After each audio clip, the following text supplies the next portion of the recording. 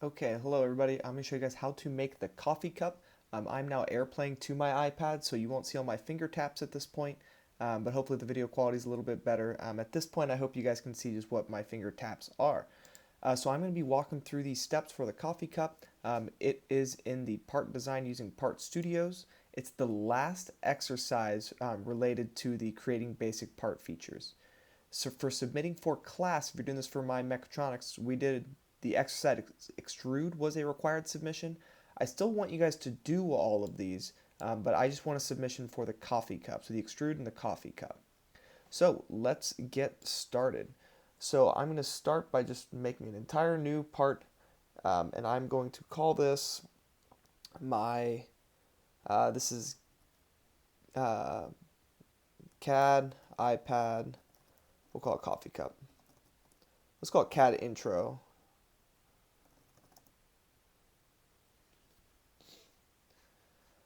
Alright, so I'm going to be flipping back and forth between the instructions here. So it says the first thing should be creating a new document, set our workspace length unit to millimeters, sketch on the front plane. We can do all of that. So I'm going to start by changing my units to millimeters. And then I'm going to start a new sketch on the front plane. And then again, two finger tap, view normal to sketch plane. Alright, so next step, we're going to make this shape. We have a little construction line. We want to make sure those two lines are tangent. So there's a line and then an arc. And then we want that little line on top to be a construction line. That's all we're adding so far, making sure we've got a closed profile. Alright, so I'm going to start with that angled line actually, so I can just draw as many lines without closing out of my tool as possible. Go straight up, horizontal line. Okay, I'm going to turn my line tool off and then turn it right back on and do the construction line. It said there's just a little vertical construction line there. Then I need my arc tool. Actually, I like the 3-point arc better. There's my first point. There's my second point. And the radius was pretty big. We'll leave it about right there for now. Then we'll go and add the dimensions. I'm going to drag it and make it look roughly that shape and make sure that those two lines are tangent first. So first I have to select my lines, right? So I want to select my arc and then the line and then the tangent button. So that's looking pretty close already. Let's just drag it so it's a little bit more proportionate to what we're trying to do. There. Let's call that good enough for now. Maybe we'll drag this point down a little lower. There, that's what we're more looking for. Kind of like that. Alright, so next step, adding dimensions. Alright, so adding the diameter dimensions that you see, it's kind of tricky. I think it went over in the Revolve demo as well. I'm going to add the other three first. So we have 100 height, radius of 90, the height of that angled line is 40. So sketch tools, dimension, that line was 100.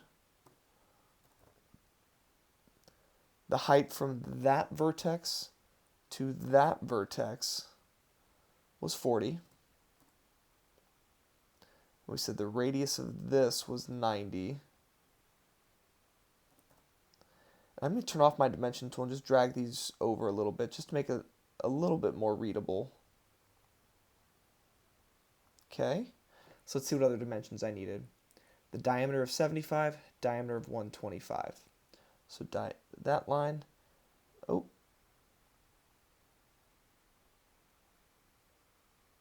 I didn't lock my orbit.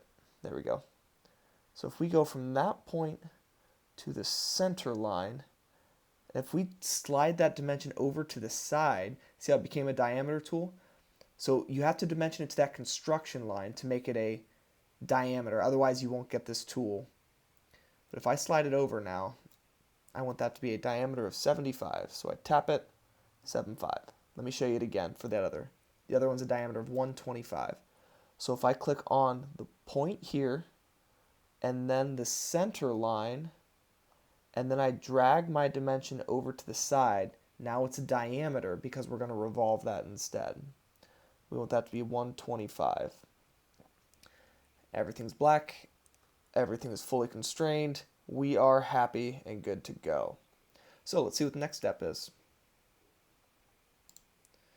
Next step is use the offset sketch tool to offset the lines and arcs 6 millimeters to the inside as shown, and then we need to add some coincident constraints. Alright, so to do that, what I need to do first is select the 3 lines that are going to be offset. 1, 2, and 3. Then in the sketch menu, there should be the offset tool in here, and it's right in the middle, right there. So you can see it's already trying to drag up, and it defaulted to 5. Let's make it a little more exaggerated. Tap. And it said I wanted to be 6 millimeters. Alright, so if I zoom in and look, see how the vertex is still blue there? It's because it's not coincident. So we need to select that point and that line, go into our sketch tool and do coincident. Remember, coincident locks a point on a line. Right now they're not connected. Tapping that, and now they are. We got to do the same thing down at the other spot as well. Because it looks like it is, but it's actually not. Coincident. There we go. And now that point's black as well. So fully constrained. Next step. All right, so it is fully constrained. We're good there. We need to rename the sketch main sketch and accept. So I hit the check mark to accept. I'm going to click the 3 dots on the side and rename this main sketch. All right.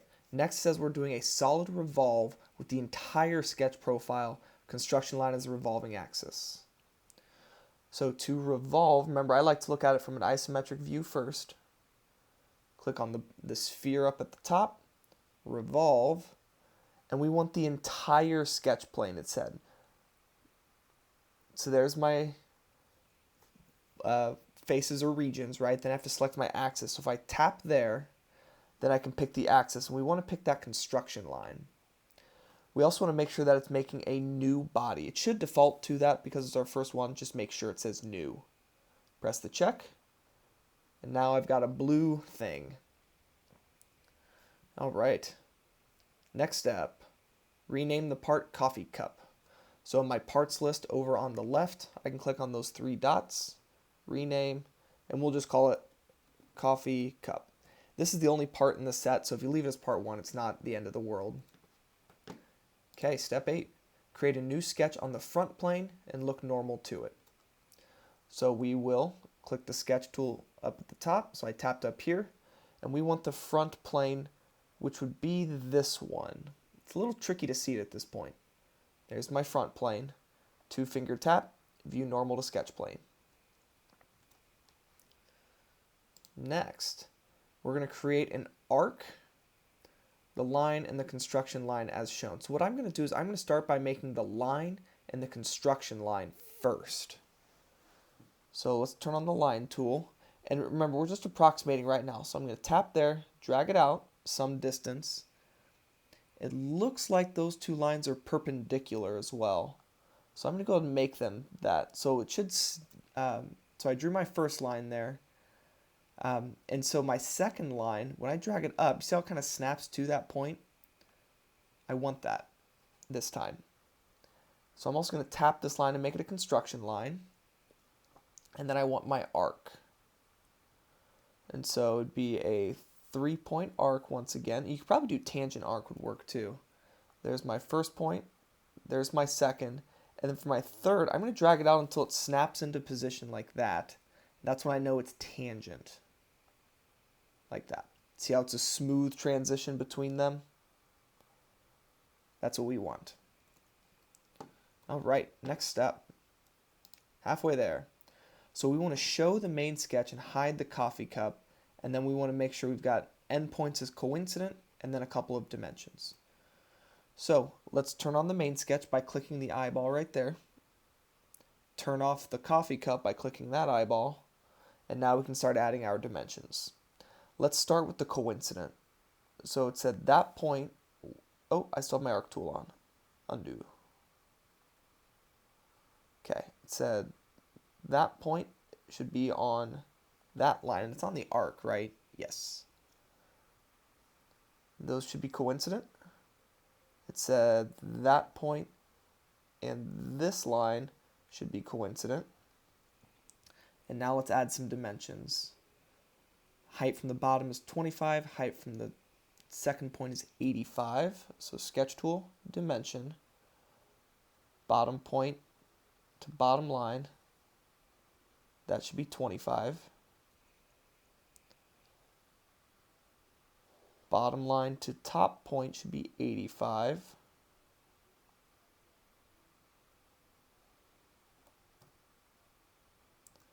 And then we've got a radius of 20.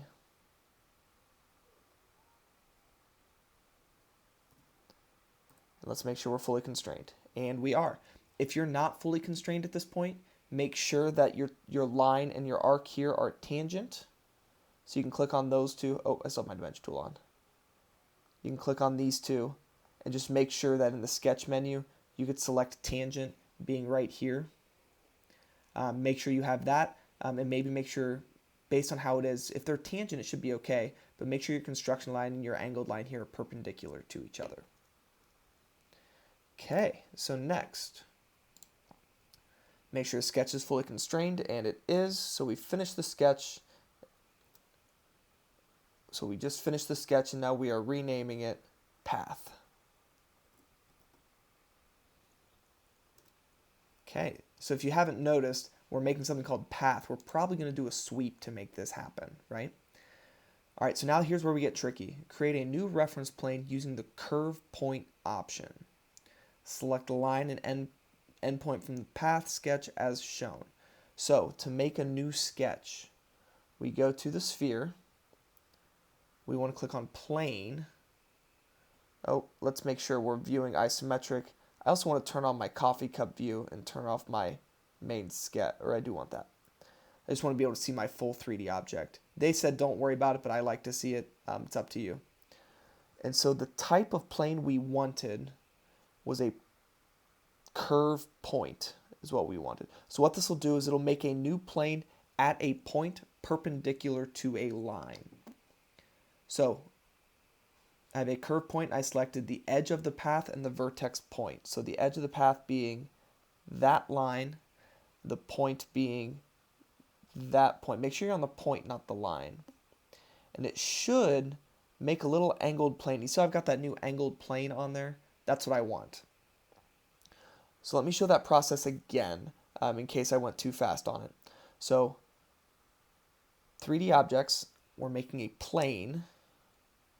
The type is a curve point.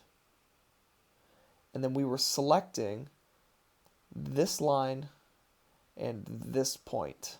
So it makes it perpendicular to that line starting at that point. And you can see that plane that we're making. And then we're going to make a shape along that plane that will then extrude along that path and make a sweep feature. All right, so next, creating a new sketch on this new plane that we've made, and we're making an ellipse. So we want to add those dimensions, and doing it on the iPad is a little bit tricky because we can't quite click on that point. So let me show you what I mean. So I'm going to start a new sketch on this reference plane, and I'm not going to look at it normal just because we need to use some of these features inside. And looking at it normal, you really can't see anything, right? So let's go back to our isometric view. What I'm going to use is this use button, or use, because what this will do then is it'll allow me to then project that point. So we want to start our ellipse right there. So I'm going to click on that point, and then I'm going to click on use. And you see how it turned into a little bit different point? It'll make it easier for our ellipse to find that center, and then we don't have to worry about the coincident part. It all just works a little bit nicer. So I'm going to make a sketch feature, and I'm going to make an ellipse. And an ellipse takes 3 clicks. First we set our center, then we set our width, and we do want it to be locked at that horizontal. So there's my width, and then I click again and make my height, like that.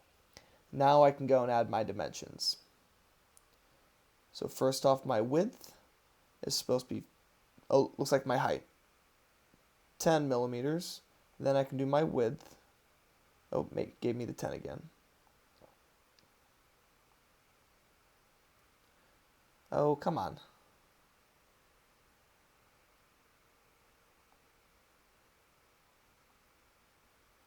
There we go.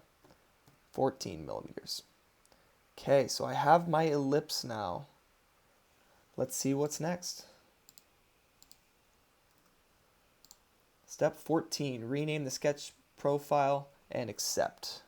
So I hit the check mark, and then my sketch 1, renaming that to profile. Now if you remember from the sweep demo, we have a path now, we have a profile. That's probably what we'll do next, and it is.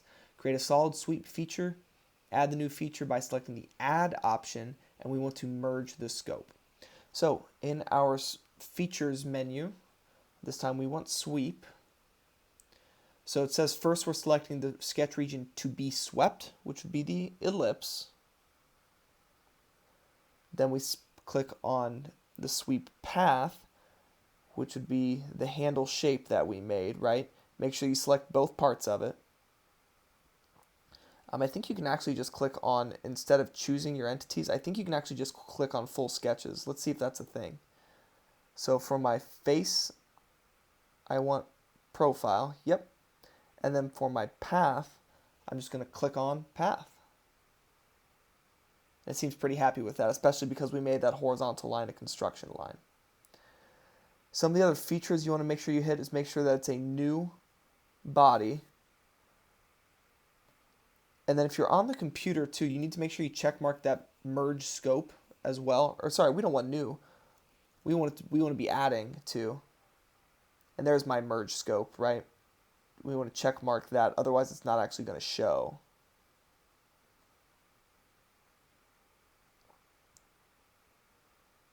All right, and the reason we can't see it, my coffee cup eyeball was turned off. So let me go back and hit edit again so you guys can see everything I selected. My entity, the sketch region I swept was, so my right here, that was my profile. This one was my path. I made sure I was on add, not new, because it's the same part. Merging scope. If you don't merge, it's going to try to make it just its own separate part. It doesn't know how to connect the pieces together. Because remember how inside here, we're actually starting from a different point than where it can, and you can't make a body on top of a body. It's just not possible. Okay, so next, we've got our main sketch showing. We're going to do another revolve, and we want to cut out the inside of the cup. The reason we did this last is because if we did it before the handle would actually be poking through a little bit, and we don't want that to happen. All right, so we've got our main sketch still showing, right? We can click the eyeball to make sure that that's showing. We're going to do another sweep, or sorry, a revolve, and this time we're selecting, in that main sketch, we're selecting that inside profile. So it's this hidden area. Let me actually turn off the coffee cup so we can select it. So let me show you what I just did there. I clicked the eyeball so I can see inside because I want to cut out this shape. And we're revolving around this construction line. And we're not making a new object, we're removing, right? So let's make sure we click the eyeball so we can see what it's doing. Still merging our scope, and there it's cutting away the shape. Without that merge, it doesn't know what to do, right? Click the check mark, and we're looking good. So I'm going to turn off my plane here, turn off my main sketch so we can see kind of what we're looking at. If you look at the demo too, it's red. If you haven't figured out to change colors, you can click on the 3 dots next to it and click on appearance. You can change the color to whatever you want. All right, so we've got all of that done. We've got 2 more things, and we're adding fillets. These are just little simple curves on it. So to add your fillets, it's in the features menu. There's the fillet tool. We just need to select 2 lines. So it was this bottom line here and the inside of the mug right there. Both of those need filleted, and the distance, it was 12 millimeters. Press the check mark. You see how it gives us that nice little curve at the bottom now? This looks a little nicer. All right, then we've got 2 millimeter fillets on the top because we don't want sharp lips on the coffee mug, right? Let's do another fillet. So back to my features, fillet. We're going to pick this edge and this edge, and now our distance is 2 millimeters. The reason we have to do it as separate steps is just because they're different depths or different sizes of fillets, right? There's that. Let's see, so next we're assigning a material to it so we can check that weight and we can make sure we've got everything built right. It's the best way that Onshape can actually check to verify you've done the thing right. So I'm going to click on the 3 dots beside, assign material, and it said porcelain. Usually your best bet is to just type in once it loads. So select your material, just start typing instead of scrolling. We're making this out of porcelain. Hit the check mark. The cup is now porcelain, and then we can check our weight. So on the computer, it's that little scale down there, but for us, our scale is up there. Our mass is at 1.275 pounds. We never changed our units for this, did we? So remember the 3 dots at the top? Change our units. Instead of pounds, we want kilograms, just so we can check our answers with that quiz. So if we click there, our mass says 0.578 kilograms, and I believe that is the number we are looking for. 0.578. That's correct. So if your number's off ever so slightly, that means you have something incorrect somewhere. My guess is a sketch that wasn't fully constrained. So nice job on the coffee cup. I know it's a big video. If you have questions, please let me know.